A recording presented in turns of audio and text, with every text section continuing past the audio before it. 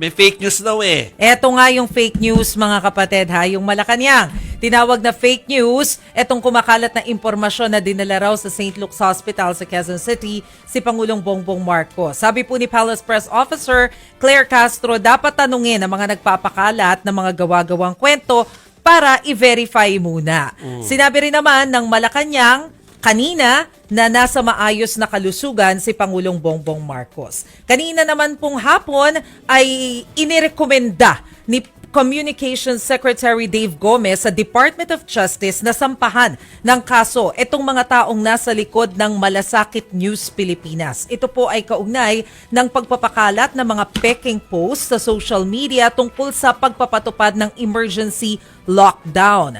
Pinaiimbestigahan po ng PCO ang dalawang fake news post. Yung isa, yung nagsasabi na magkakaroon ng emergency lockdown simula sa April 20, energy lockdown, at yung pangalawa ay yung sinasabi naman na magkakaroon ng emergency lockdown sa April 10 dahil po sa panibagong COVID variant.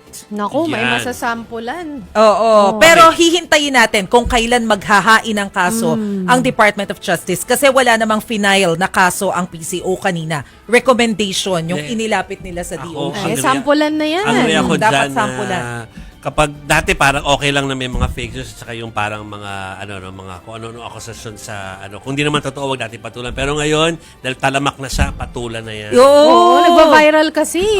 Parang Kasi dapat hindi. nga sampulan yung mga nauunang kilalang personality sa Facebook eh. At saka kasi yun eh, kawawa doon yung niloloko nila na naniniwala. Yun.